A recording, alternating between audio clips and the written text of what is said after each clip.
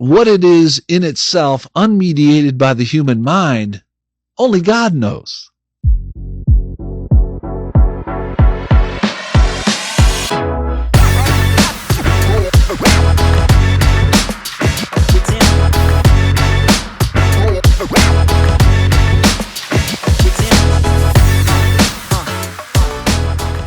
All right, everybody, welcome back to the Files. Super excited to be bringing you a series of lectures on dream interpretation.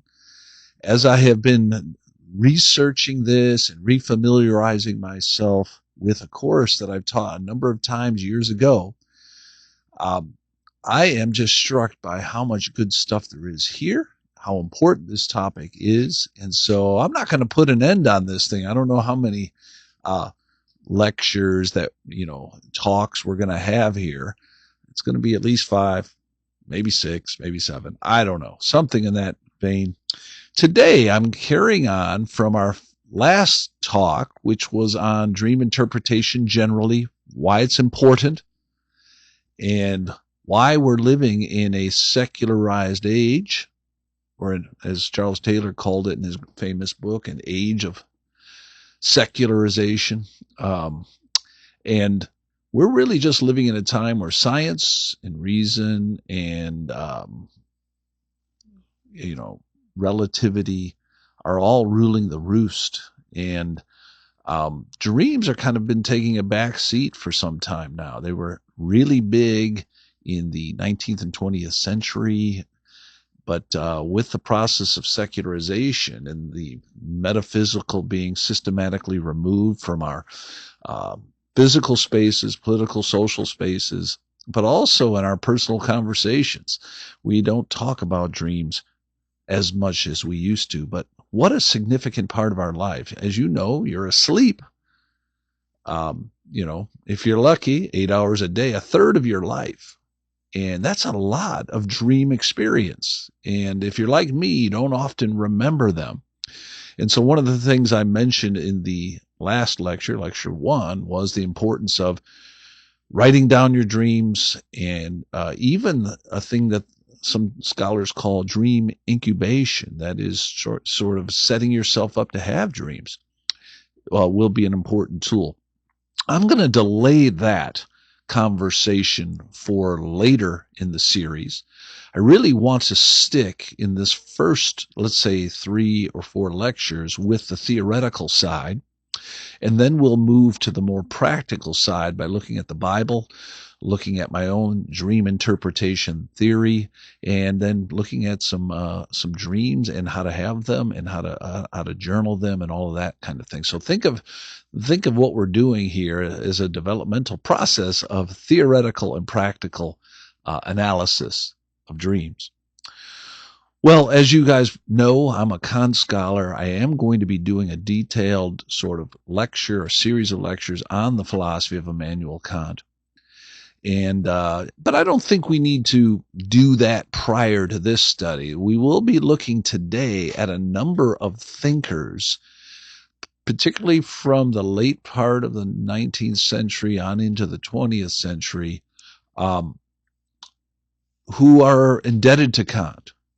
And so very influential dream interpreters. In particular, we'll be looking at Freud and Adler and Jung.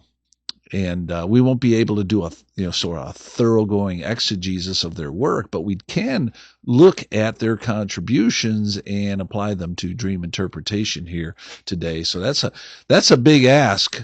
And so if this is a little bit of a longer lecture, please forgive me. But, when you dive into the scholarly side of things and not just the sort of practical and event-laden things, you oftentimes have to give yourself a little more latitude in terms of time and attention. So that's what we're going to do here today. Now, last time I talked with you about a dream I had that was really formative in my early years, and that was being basically in a crematorium, injected so I couldn't move, ushered into the fiery furnace, and then waking up in a hot sweat. And that was a revelatory dream. It quickened in me something that I was struggling with in everyday life. and had real action, real sort of actionable plan, you might say, afterwards. And so that was the dream we looked at, and I really wanted to look at that one because it shows the importance of dreams. I haven't really shared. I probably shared that in class once or twice, and I've shared it with close friends maybe once or twice, but really not much. It's kind of a personal dream. But here on the Firestone Files, we get personal, I guess, and so I really want to be transparent with you, because the only way we're going to learn together is actually reason together in reality, in real life, and so that's what I'm going to try to do. So that was that important dream, and Kant comes along, and it's kind of an interesting thing. Prior to Kant, you might say the world before Kant, the soul was a kind of, I don't know, almost unknowable, stagnant thing. It worked itself out in everyday life. So if we go back to our discussion of Plato, soul was ultimately real for Plato. That is the idea of who you are, the soul, the form or the essence of who you are, has all the important stuff. But you only have access to yourself in this world, the shadow of what you are meant to be. And so everything for Plato is about shedding this body of ours and getting back to the universal realm of forms. Aristotle comes along and says the soul, in a sense, has to be embodied, but it's still a form. It's still the sort of essence of who you are. It still has perception, imagination, the intellect, and those elements associated with it, but they work themselves out in this world. And so the famous Raphael painting with Plato pointing up to the universal realm of forms, that's where your real essence is and your soul is. And Aristotle says, no, it's down here, linked to your body, that it has to be formulated, not just a form. It has to be wedded, if you will, with matter. But nevertheless, it still has a kind of Platonic air about it. It is still something that is complicated, rooted in your disposition and nature, and linked to your body in some fundamental way.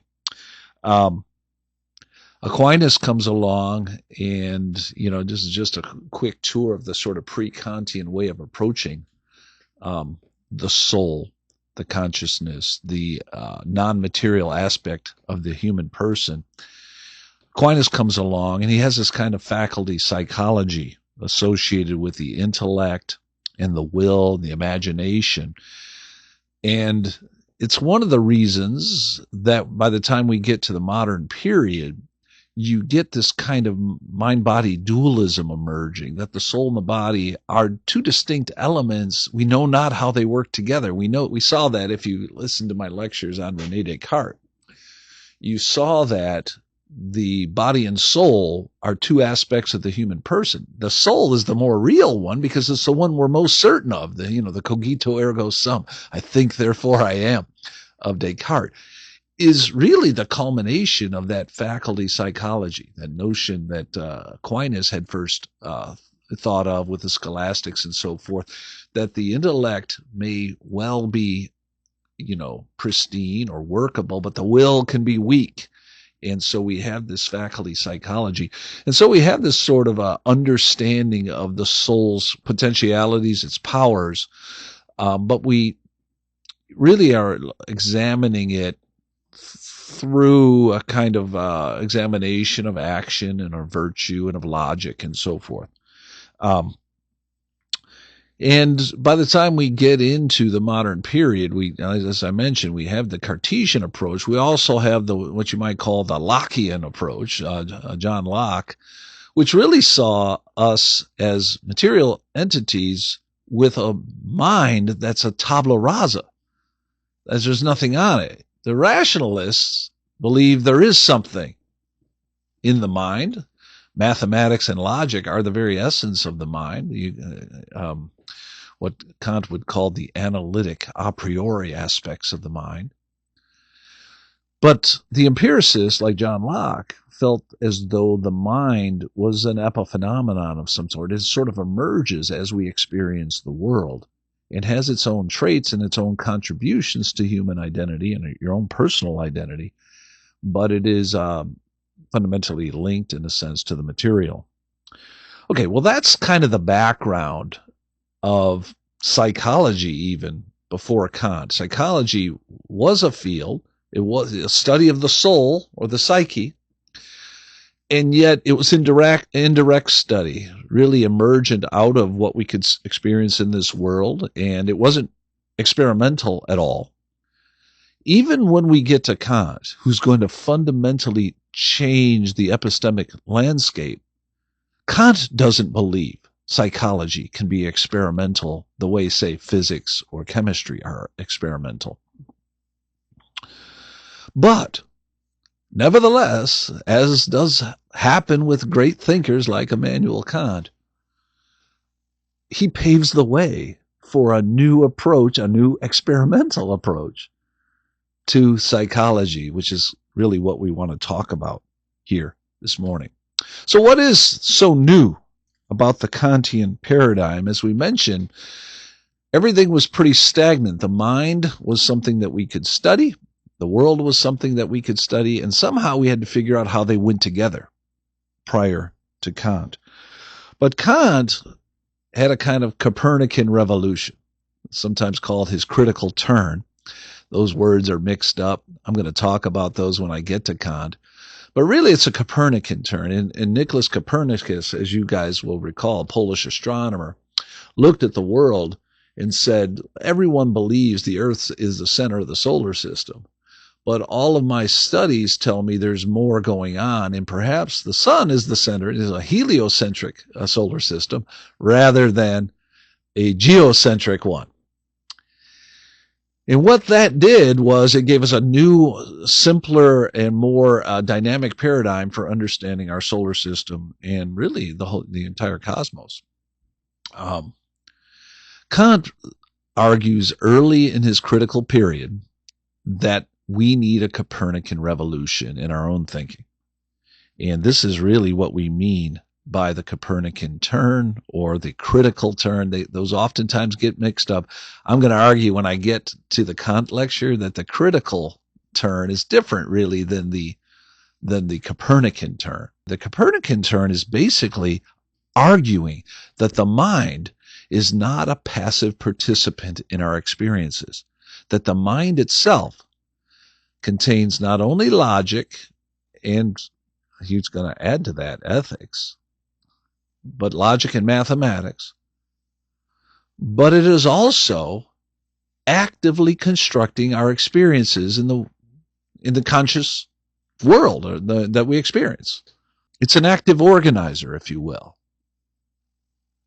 The way the world really is, God alone knows, thinks Kant. The way the world appears to us, we know. We have direct access to. The mind supplies the structure through which we encounter the world. Now, it may well be that there's some continuity between the way the world really is and the way the world appears to us, structurally organized by the operative powers of the human mind. But we can't know that's the case, because the only access we have to the world is through human reason and the structures and powers of the human mind. And Kant's going to famously argue that there are two fundamental ingredients that the mind brings to all of our experiences: space and time, which is really one. They're related to each other, thinks Kant, and the 12 categories. I don't know if that's 14, but it's two areas, right? One he calls forms of intuition, space and time, and the forms of conception, the 12 categories. You might think of space and time as providing the mind with the theater of possible experience. In the 12 categories, putting props and players within the theater of possible experience. And so we get this famous distinction that the theater of experience, what we call nature, is constructed by space-time and the 12 categories, that these things are not real in themselves. They're not intrinsic to nature. They're intrinsic to the mind so that nature appears to us the way it does. And then there's the world unmediated by the human mind. He calls that the noumena, or the noumenal world, or the noumenal realm. These are things as they really are. The thing in itself, he calls it, the Ding an sich in German. It's forever beyond our direct access. And yet, it prompts the experiences that we have. And so, this is the Kantian paradigm, that the mind is active and moving. It provides an epistemic boundary line beyond which we don't know. Only God knows beyond it. He sees the world without the mediation of space-time and the 12 categories because he's outside, quote unquote, of space-time in the 12 categories. He sees things as they really are. But for Kant, the world is constituted by us and our aptitudes, the mind. And so his challenge to psychology is that, A, it can't become a natural science because it's dealing with things that are not immediately observable. The mind can't observe without distorting what it observes. And the inner experience cannot be mathematically quantified. Well, there's a mathematical component to it, or you can't think at all in consciousness. And yet, whatever else is contributing to our dreams doesn't admit to direct empirical access. So Kant, rather ironically, doesn't believe that a psychology of dreams, a dreamology, can really ever be constructed because we don't have direct access, repeatable access to our dreams. Well, the irony of that, of course, is that in talking about the mind as an active contributor to our experiences, he opens up this transcendental realm of the mind for new theoretical paradigms for understanding how it's structured. We have space-time in the 12 categories. Those things give us the possibility of immediate experience. But what are the necessary conditions for the possibility of dream experience? That additional experience that we all admit that we have, but we don't fully understand. And that's an interesting question. And it's a question that thinkers after Kant are going to ask. And now if you just reason with me a little bit more, we have a dream. I've already talked about one dream, this dream of being in a crematorium.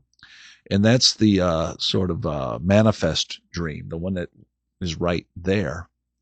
But what are the necessary conditions in the human mind that made the manifest dream what some of these post-Kantian theorizers call the latent dream, the one that's kind of hidden beneath the surface of the manifest dream? What are the necessary conditions for this dream to be possible, and what must lurk, if you will, below the surface of our experiences? And so we have this active structuring of the mind that Kant talks about it, but we also seem to have an open door of sorts for theorizing, thinking about what other contributions the mind might be making. Well, before I jump in any further to thinkers that are definitely in line with the reception of Kant, if not Kant's own position on these things, I thought I'd relate one more dream to you that I'm going to be using kind of as an example here. I call this my jack-in-the-box dream. Again, this was in my early 20s. I had this dream. And again, I was not married. I was, out looking, as it were, trying to find my way in life, trying to find a vocation, trying to find a significant other who would like me for who I am, but I'd also like her for who she is, and really dealing with everything that young people deal with. I oftentimes tell young people, and I deal with them all the time, and that is, the hardest years of your life are actually your 20s, in my estimation. And they're hard, especially if you're a thinker, because you realize just how significant the decisions you make in your 20s are. And they sort of extrapolate out for the rest of your life. And so I think young people kind of intuitively know this. They're looking for mentors. They're looking for guides. And when we dream, I think we're oftentimes kind of looking for something more.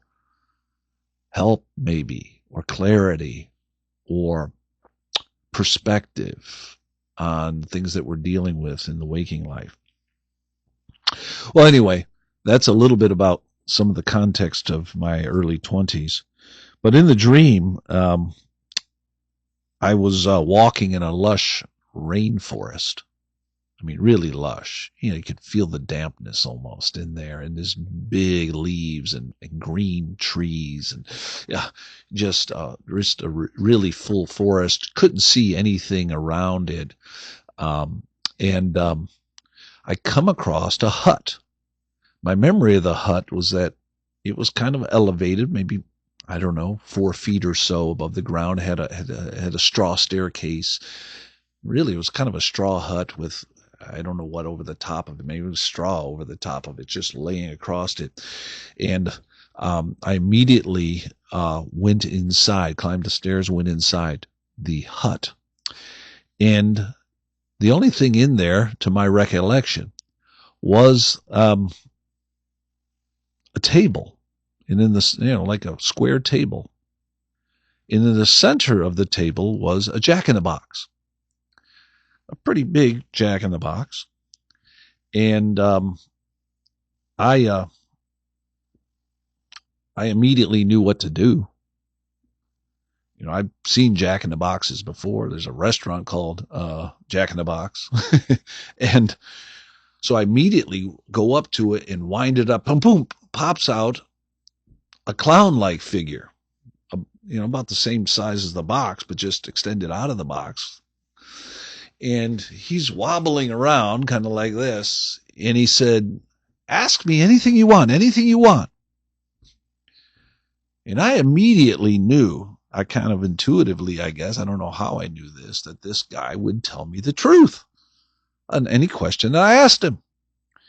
And I asked him what I took to be the most important question. Will she marry me? And the jack-in-the-box said, yes. And he fell limp kind of over the box. And I immediately said, whoa, whoa, whoa, whoa, whoa, what? Yes, that's incredible, but I have more questions. And so I started winding the box. And the jack outside the box didn't have any more life in him.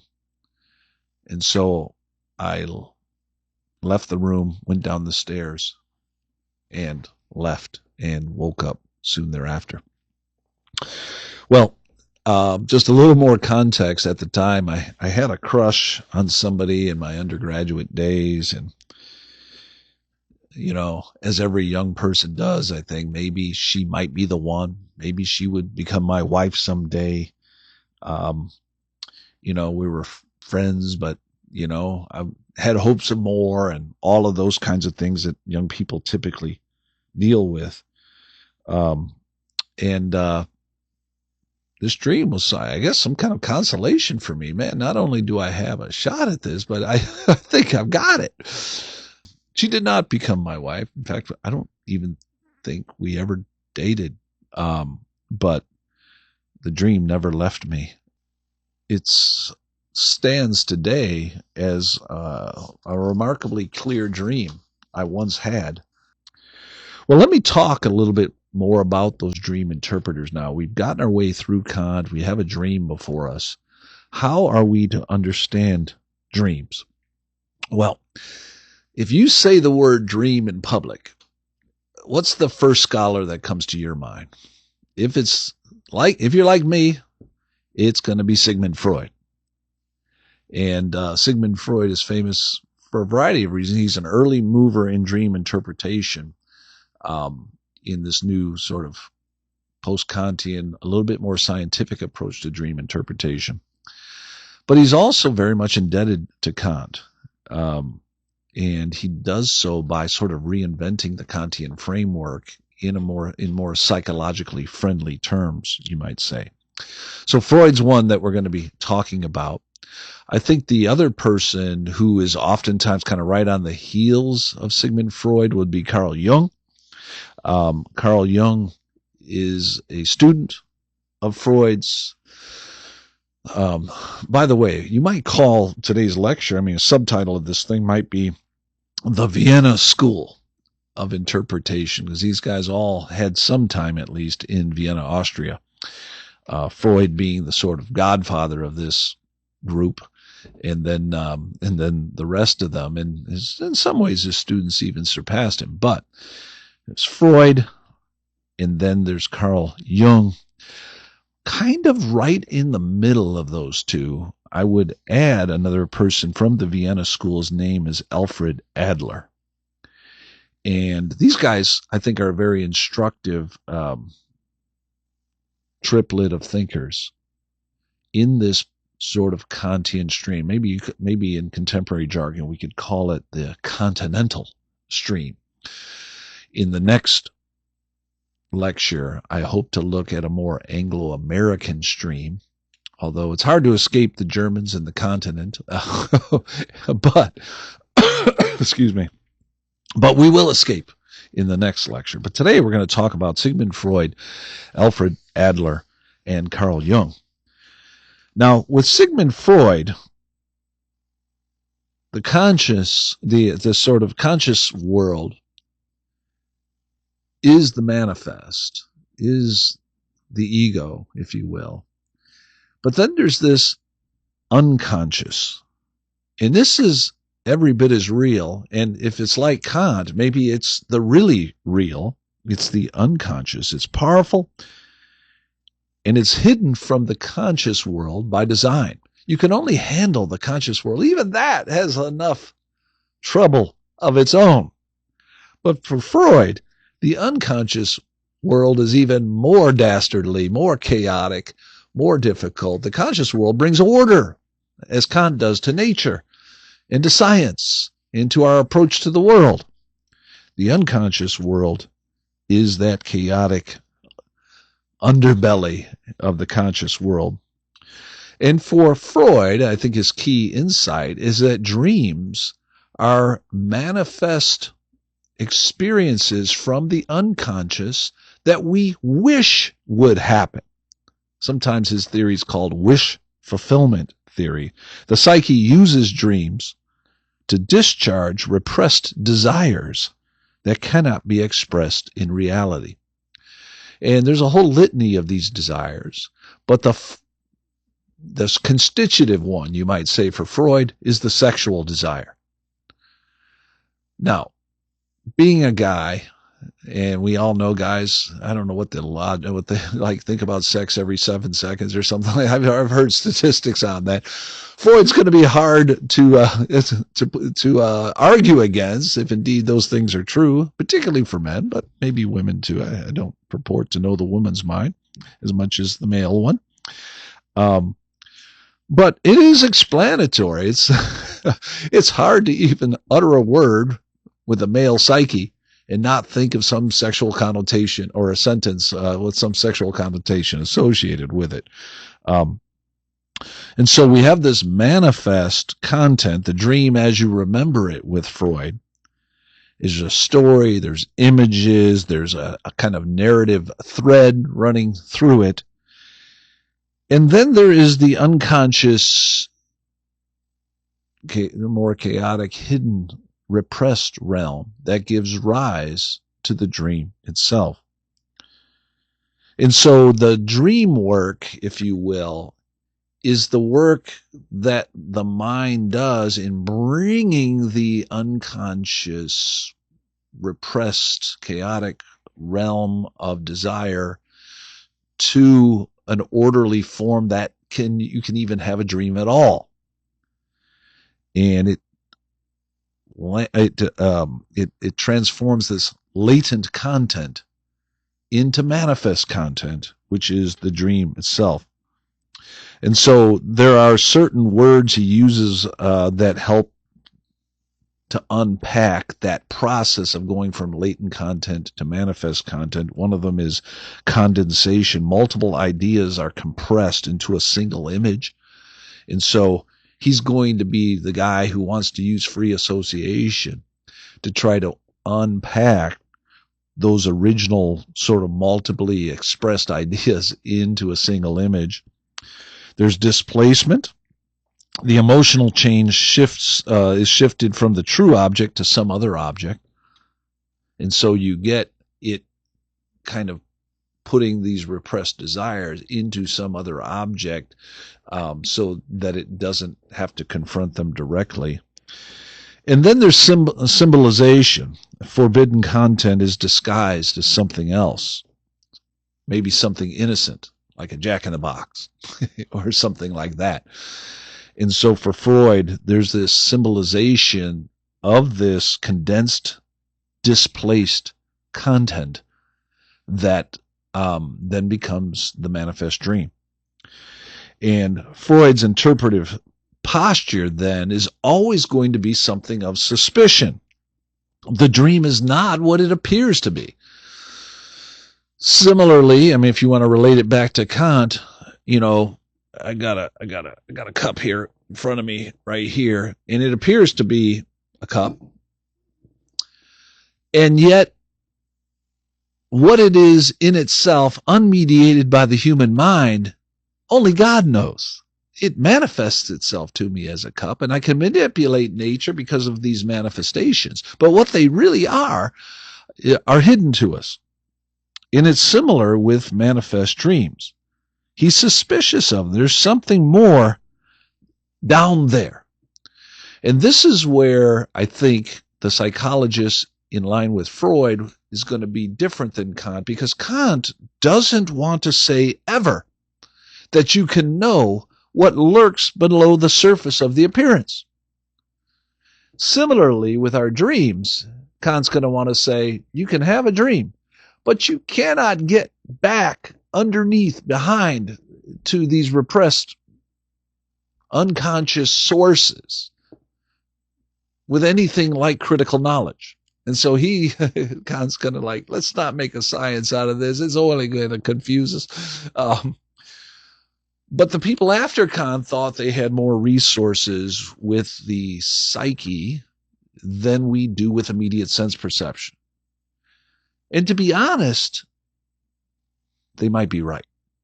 Similarly, Kant had a number of strictures, and I've argued this in other writings I have, and I'm going to argue it again when we finally get to Kant, that his notion of faith, for example, has a kind of deeply moral intuition to it.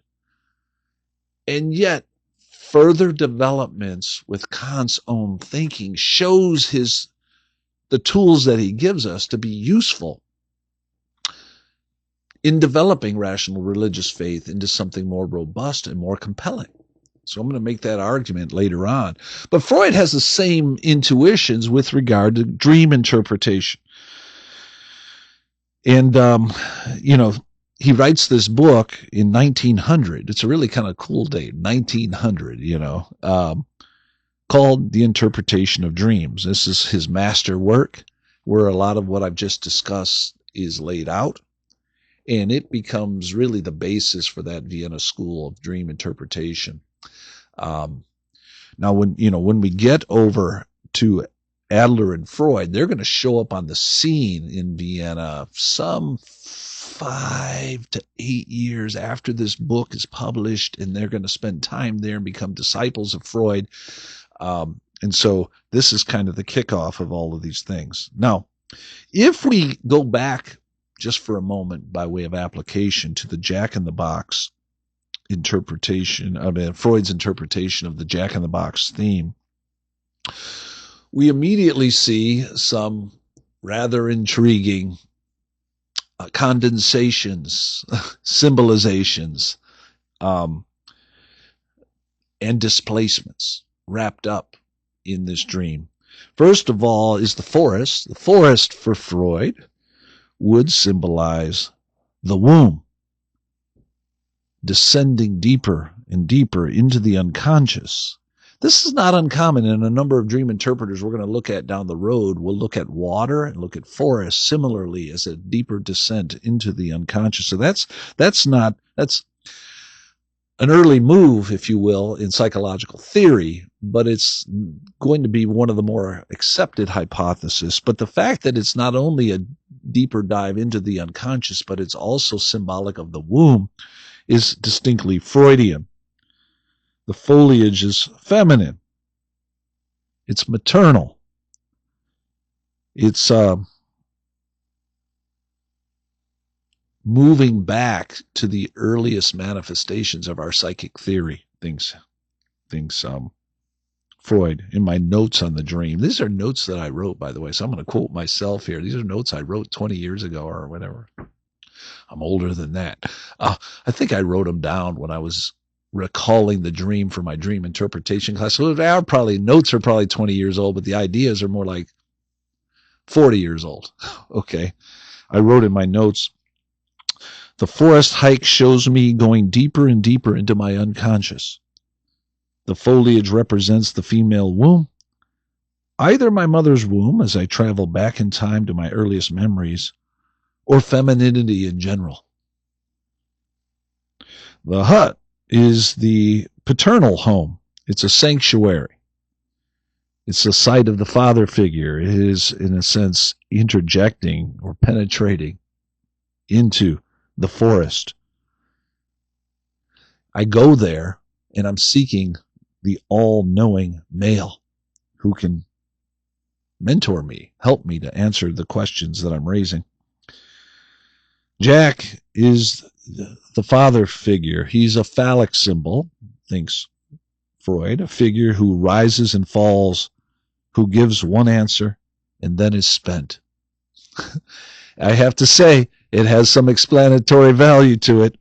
In my notes I wrote, and I'm quoting myself again, Jack represents both the only male figure, who I use for information and then kill. Jack is also a phallic symbol that goes from limp to erect to limp again once I have extracted all the information that I need. So you can see I was already analyzing this dream in Freudian terms even back in the class when I first taught on some of this material.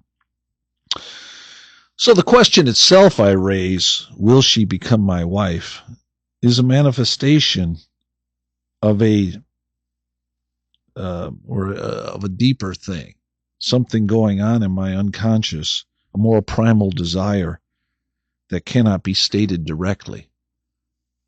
Can I make love to this woman? Would be, will I?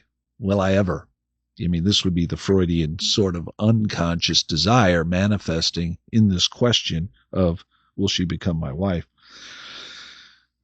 And yet there's a deep frustration by the time it's over. I was whining and whining, trying to get more information out of the Jack in the Box, but I'm left wanting more.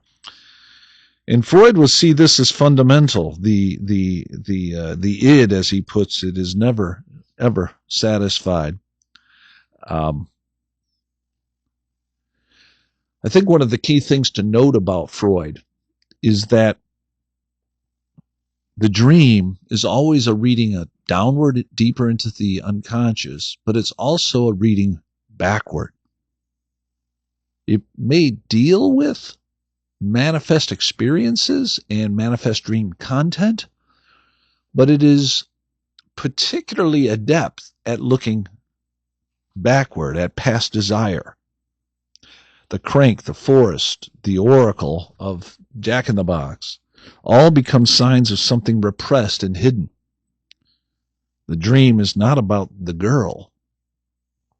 It's about something much more primitive, primal, sexual, instinctual, whatever the right word is. And so Freud's helpful I can't deny that those things may be present in some capacity. The question is whether or not it's constitutive of the dream, or using Kantian language, Kant has another word. He uses the word constitutive. Things that are in the mind that constitute experiences like space and time in the 12 categories, those are constitutive of our experiences. Is repression, the unconscious, sexual desire, are those constitutive of our dreams, as Freud argues? Or are they merely, as Kant would use, he has a different word that he sometimes uses for things in the mind, which he calls reflective.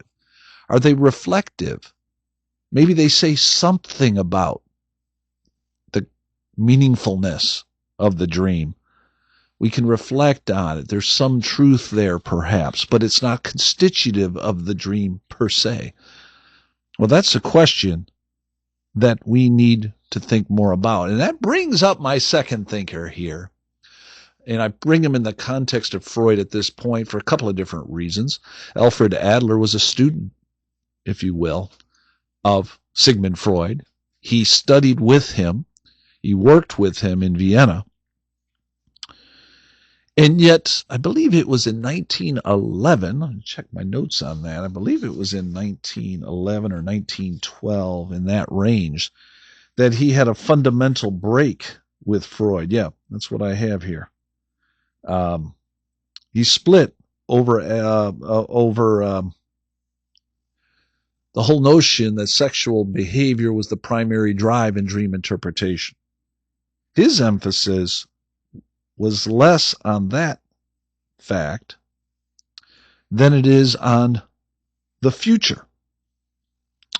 Adler is not primarily driven by repressed instincts in his interpretation. He had seen the interpretive value of this, but in using sort of Kantian words, Adler thought they were more reflective and less constitutive of dreams. For Adler, the more constitutive components had to do with being pulled forward by your goals. So if Freud is looking backwards towards repression, Adler thinks we're looking forwards towards, I don't know, revolution or release or freedom or opportunity or prospects, something more along those lines. We do, for Adler, have an inferiority complex.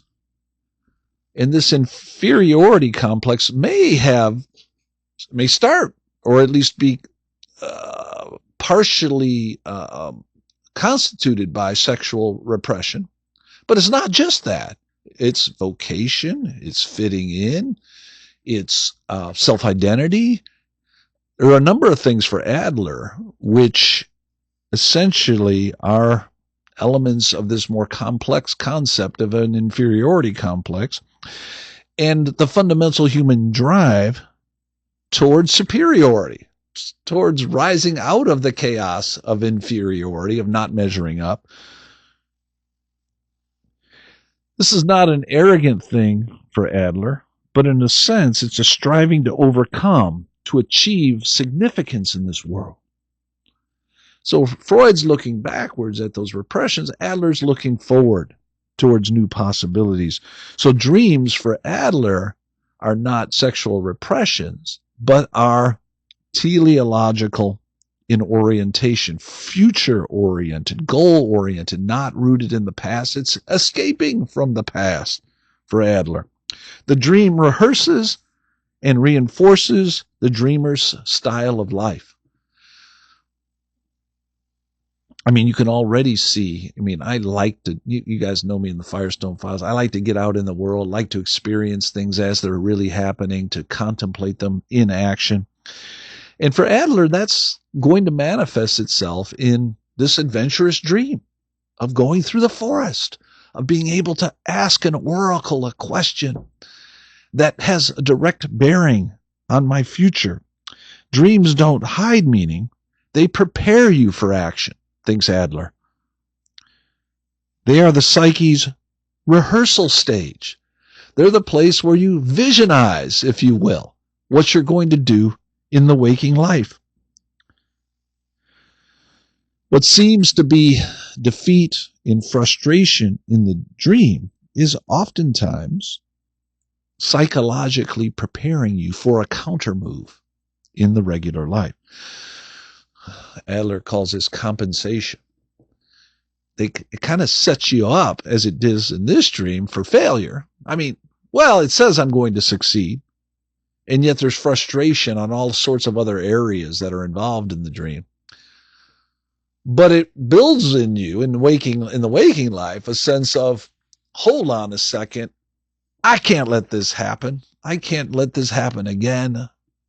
I've got to move forward, and so forth. So if we look at the Jack-in-the-Box dream through Adler's eyes, the dreamer is clearly striving. The dreamer is striving, in my case, for love, for certainty, for knowing. Here I am living in my early 20s, thinking to myself, man, it'd be great to have a woman, but not knowing if I'll ever find one. Looking for a place that isn't just a wandering guy in an apartment, but a structured and ordered social life. This is the fundamental drive that Adler thinks is in play here. So the question asked of the oracle is not a regression for Adler. It is the goal. Marriage as significance, as completion, as a demonstration of social order,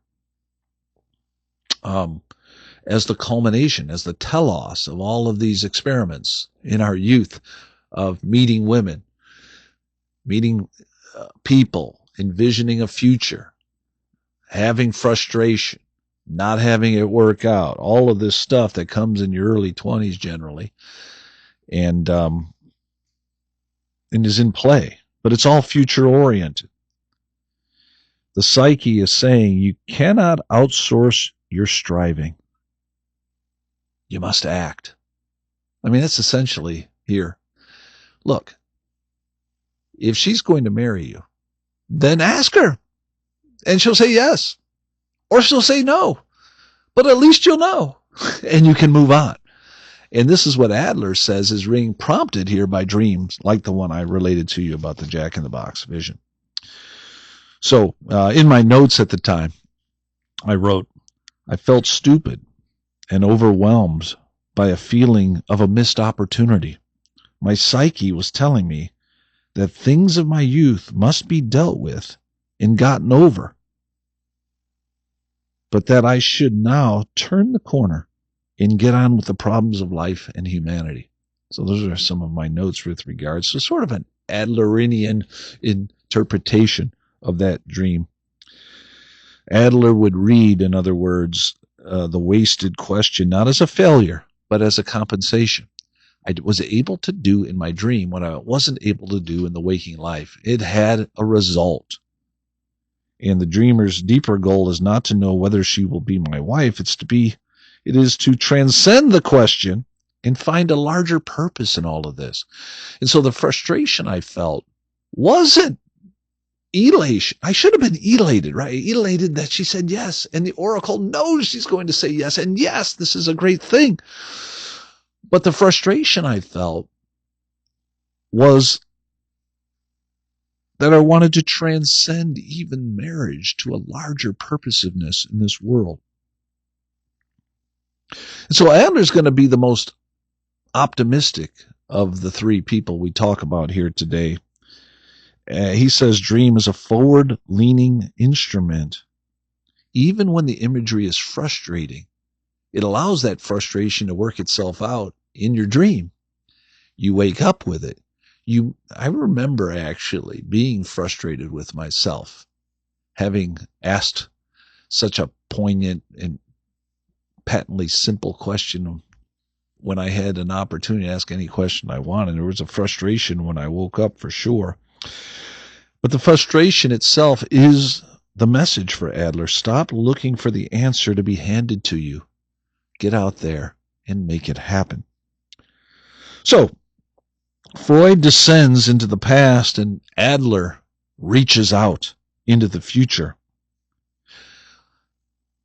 We're going to get to Carl Jung now, and Carl Jung does something completely different.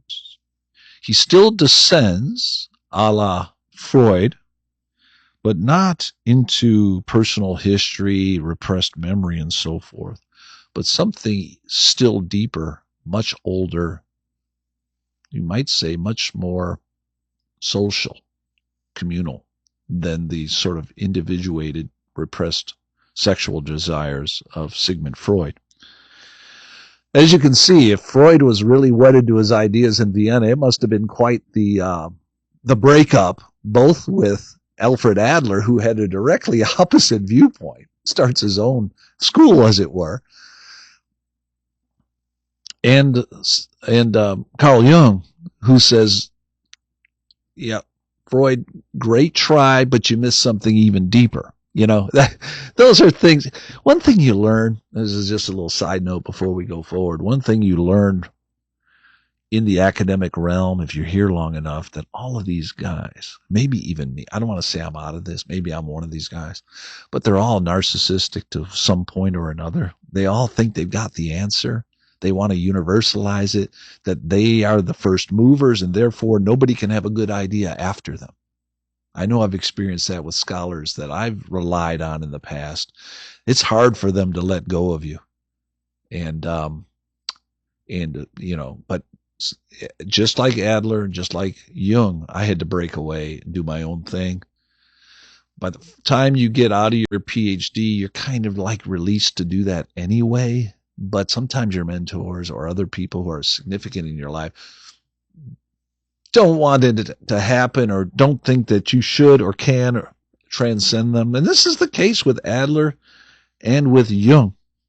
And this is why that breakup in Vienna must have been something majestic to behold. I don't think they ever spoke to each other again, or at least very minimally from what I understand. Freud goes to do his own thing. Adler and Jung do their own things. Now, should be noted here that Adler and Jung are very different. And so they don't break away together. They break away to start their own systems of thought, dream interpretation schools, you might say. So Jung kind of sticks with Freud, but a little closer to Kant than Adler ever was. Adler was probably the least Kantian of these three, although he's still coming out of this continental milieu. Jung accepted the reality of the unconscious, but radically expanded it. It's not just these repressed memories. The personal unconscious, repressed material, forgotten experiences, and so forth. Yes, he's similar to Freud in that regard. But for Jung, there is, you may have heard of this term before, the collective unconscious. This is a deeper layer of shared across humanity, populated by archetypes. And so archetypes, as you know, are these perennial stories that human beings participate in. They are traits of stories that are so common to the human condition that we replay them in different circumstances over and over. And for Jung, you have these elements that Freud articulated, but you have deeper still a common humanity, a common consciousness, a deeper layer of the unconscious, the collective unconscious, if you will. And it's there that we find the true source of our dreams, where they're constitutive underpinnings, you might say. And so you may have heard of some of these archetypes: the shadow, which would be the sort of hidden and disowned parts of the soul; the anima or animus, the contrasexual aspect of the human psyche. If you're male, you tend to have this anima. This is a female component of the deeper aspects of the unconscious that complement. They don't constitute your waking self in any great extent, but they act as kind of an additional voice or contraposition of a kind of deeper unconscious wisdom, if you will, that in a sense communicates with your unconscious. And, in men, this typically will manifest itself as a mysterious woman, a mother, or a guide, or a wise heavenly figure. You can see where I'm going with this.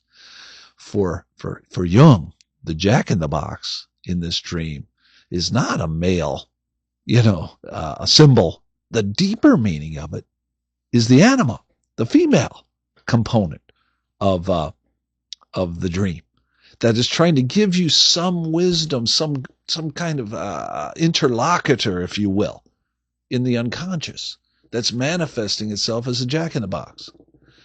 And so, that's an interesting insight. You can see why Jung and Freud aren't going to agree on exactly where the meaning is coming from. Is it coming from the repressed sexual desire, or is it coming from something still deeper, this collective unconscious, which is this contra-sexual aspect of the human psyche? Interesting.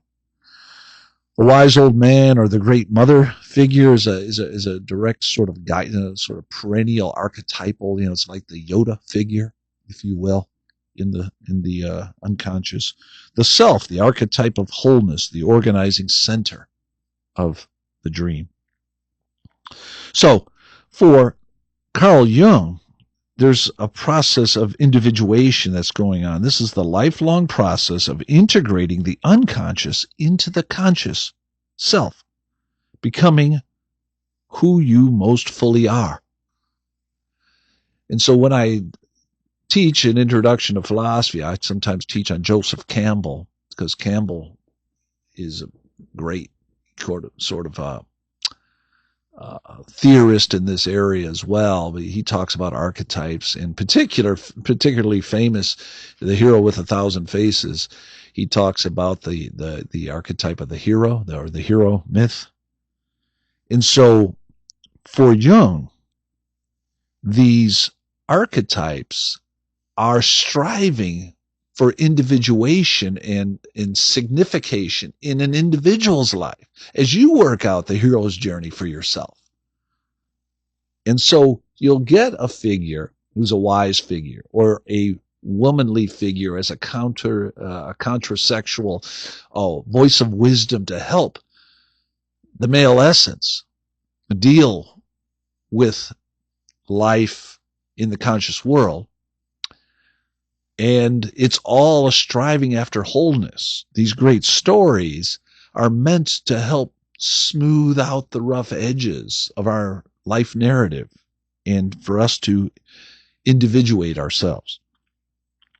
Dreams are compensatory and guiding, the unconscious offering what the consciousness lacks, compensating, as it were, and guiding you toward dreams of wholeness and self-understanding. And so interpretation is a symbolic, not a reductive thing. The image points to something transpersonal, not just a personal history. It's about you fitting into the great story of humanity. And so Carl Jung is going to kind of take Freud and press him one step even deeper. So if we take Jung's insights, at least as we have them here, and look back at the jack-in-the-box through Jung's eyes, the rainforest is the unconscious itself, a vast, organic, alive, numinous world of the unconscious. Who knows what you might find in that forest? It's not threatening, but it's primordial, it's ancient.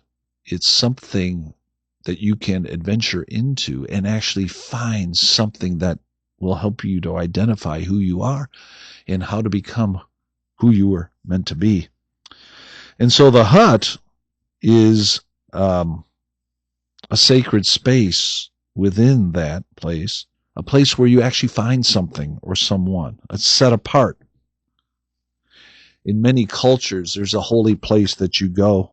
Even in religion, there are holy spaces that you go. Maybe it's a shrine, maybe it's a sanctuary, maybe it's a place where you pray or you go to that is untainted by moral depravity or the cares of the day. And the dreamer, in this case, moves from the wild forest into that sacred space. Jack-in-the-Box figure, of course, is either the wise old man archetype, the oracle or the guide, or it's that anima figure, more female. If we lean into Freud, we'll keep it the wise old figure. Maybe we can't have our cake and eat it too, but maybe we can. I don't know. It's the oracle or the guide. It's the one within the holy space who knows. It's the priest, you might say, of the unconscious. It's not a personal father figure, more of a transpersonal figure that will help you to understand how you fit into humanity, how you fit into the greater good or the greater whole of the human story. So when I asked the question, according to Jung, will she become my wife? It has personal content, but Jung says this is the literal question concealing the deeper archetypal question. The dreamer senses this himself. And so, will she become my wife is merely a prompt for the wise old man to give us something more to go on. The missed opportunity that I felt, I should have asked something deeper. Is the Jungian moment. The psyche is prodding the dreamer towards individuation. There are bigger questions. It's leading you, or leading me at the time, to not be so punctiliar or so focused in on one issue that I'm striving for, but to think more broadly about my life. Does it even matter if I get married? If I get married, that's a big decision. Will it fit with the other things I've got going on in my heart and in my mind, and as it relates to the world as it appears to me? I wrote in my notes at the time, Jack represents the oracle, a divine spokesperson, and someone who will tell me the truth. Perhaps Jack is something like a genie in a bottle. And yeah, I had that feeling when I woke up at the time that I had a genie, and he gave me one wish. And I wished to know if she would be my wife. My goodness, what have I done to myself? That was the feeling I kind of had.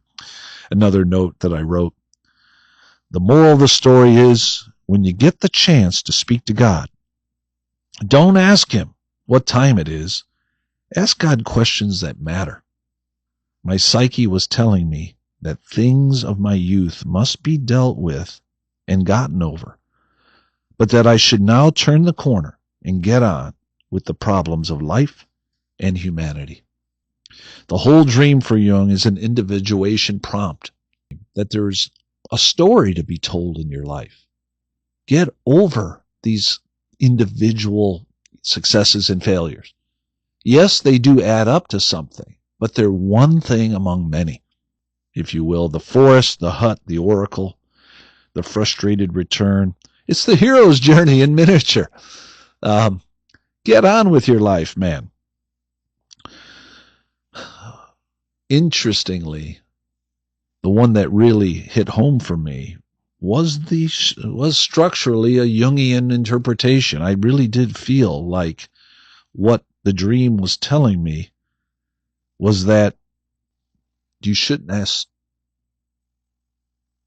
short-sighted questions.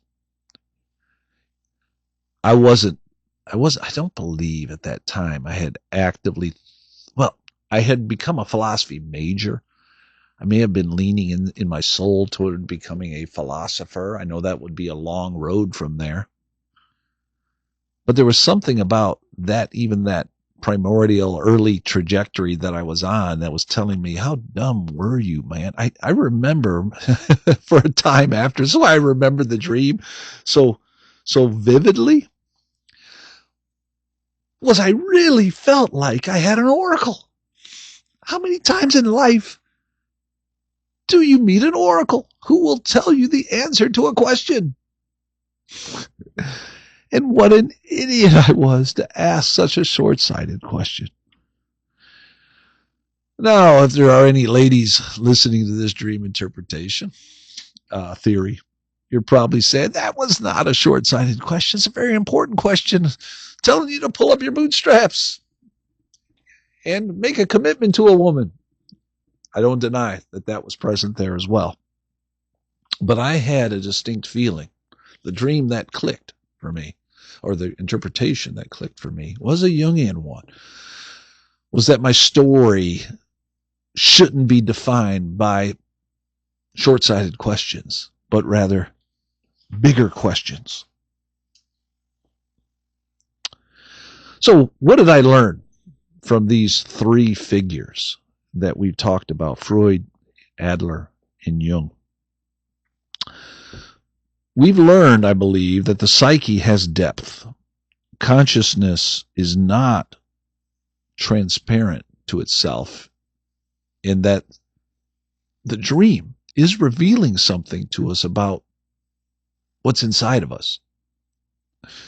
Kant has a very famous quote that, I already said Kant wasn't going to allow dream interpretation or even psychology to get off the ground as a science, just given what he had known about the nature of science. But he does have this quotation that I cite in one of my books. He says, wisdom is the descent into the hell of self-cognition. In other words, when you really begin to know yourself and dig into the deeper reaches of yourself, that's where wisdom is to be found. And one of the things we've learned from all three of these interpreters is that there is this unconscious realm. There's something else going on in the human mind, deeper into the soul, you might say, that is not immediately transparent in the waking life. And it can help us to reflect on these things. And so we're going to be doing more of that in later lectures here, reflecting on how these Freudian, Adlerian, and Jungian concepts can help us interpret dreams. But that's one thing we've learned here in this early study. Dreams are meaningful and structured, not random noise, but organized expression. So you may go with Freud to say that it's primarily a sexual manifestation, or you may go with Adler and say it's primarily a future-oriented compensation, or you may go with Jung and say that it's primarily a quest for wholeness rooted in our collective unconscious of our common humanity. Yeah, you may go that way, but in any of those three cases, it's a structured, organized expression of yourself as a human being. And that's going to be significant, I think, to our dream interpretation discussion. The dream is not the final layer. There's always something beneath the surface of the image. Now, again, we have some disagreement on what lurks beneath the surface of the image in the case of these three thinkers. But they do give us pathways to go, to check out. I just went hiking with my wife and up in the Hot Springs Mountain, and we have the beaten path, as it were. But occasionally we see these beaten paths that go we know not where. Sometimes my wife and I will go down them for a while. People are going there for a reason. And I kind of see that as an illustration of what these three thinkers can help us with. They show us that there are other pathways, roads less traveled, that may well have some hidden gems in our own self-understanding. And that is no That is no little insight. I mean, it's a big insight. Um, and lastly, what they all share, I think what we can all agree on, is they all reject the Cartesian self, that we are, in a sense, inert objects. The self is not moving. It's just logical and rational. It's not active and moving. I think all three of these thinkers are Kantian in the sense that they're Copernican. They believe that the earth is in motion around the sun and the mind is in motion in constructing our experiences. And that's a deep insight, I think, that we've learned here from these, I guess, continental or Kantian psychologists of dream interpretation. They do diverge, however, and they diverge markedly. And I put up on the board behind me, I don't know if you can see it, but they do have differences, and those are going to be important to understand. Not necessarily, I guess I'm going to make an argument here at the outset that all three have some truth to them, that they all give us a sliver or a pathway to explore. And it may well be that one of these pathways is, in fact, the optimal or operative pathway. But if you don't know about the pathway, well, you're never going to get to where the pathway leads. And that is a deeper or more meaningful account of what the dream is. They're what some scholars call the hermeneutics of depth. They help us to read more deeply into ourselves. The interpretation is always something to be analyzed and gone after, and not just accepted in its manifest form. The interpreter's posture, of course, differs. Their sort of instincts about this deeper realm differ. Freud is suspicious of it. He thinks that it's hiding something, and he uses, this technique of free association to try to get at what it's hiding. Adler thinks that it's not suspicion that marks the inner workings of this deeper realm of the unconscious, but it is instead aspiration. It's about us wanting something more. And then Jung, who many people today, I think, thinks is the most profound of the three. I'm not sure I totally agree with that, but maybe I do. I mean, there's some facets to Jung that I think are absolutely phenomenal. But Jung thinks that this unconscious realm that we've been studying here together focuses not on suspicion or aspiration, but on relevance. We want a meaningful life. We want to be whole. We want to understand ourselves. And Jung thinks that's the primary move that's being made in the unconscious as it expresses itself in dreams. All right, well, we're going to be moving on here. I think we've talked enough about these things. We're going to be moving on next time in episode 3 of this content. I don't know what episode it will actually be on the Firestone Files, but we're going to be recapping this sort of Kantian trajectory and summarizing it. We'll look at the Jack-in-the-Box theme from a different angle, however, and that is the angle of another more experimental realm, more of a realm of empirical science that we see in thinkers like Calvin Hall and Franz Perl and others. So look for that. That's going to be a key contribution to this discussion going forward. Once we have that in hand,